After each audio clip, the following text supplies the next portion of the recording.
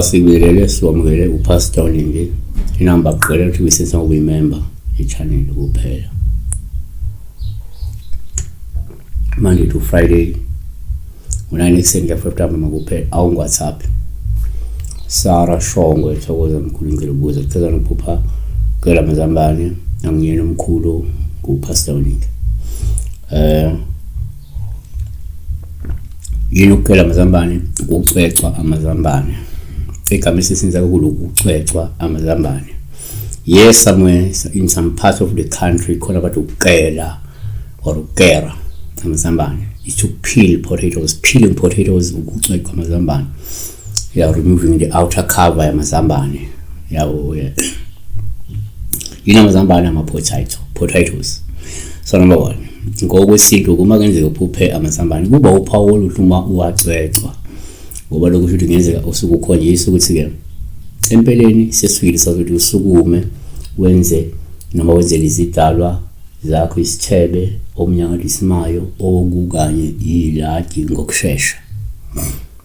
Number 2, omunye ngibeka kanje ngenzeka futhi uphupha amazambane kuba uphawu oluthi uma uwacwecwa osolusho ngenzeka ukhonjiswa ke ukuthi ufumbethe ubunhlanhla bemali ngengcebo.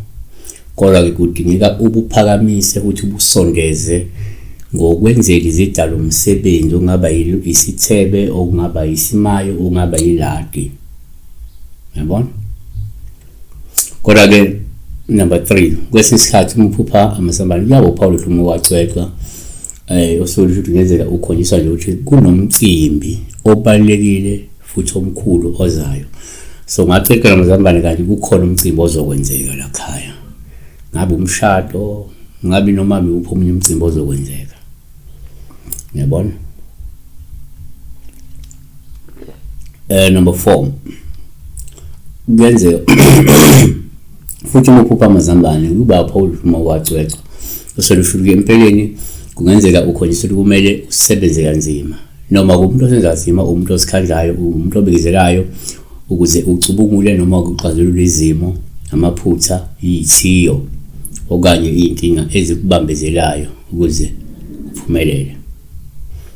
So umunye lingafika iphupho kanti kukhona vele azama ukulungisa noma azama ukuxazulula yabona ukuze engabambezeleki ephumelele. Yabona? Number 5, kwabanyeke kodwa uma uphupha amazambane kungawupha oluthi balukwacwecwa ngoba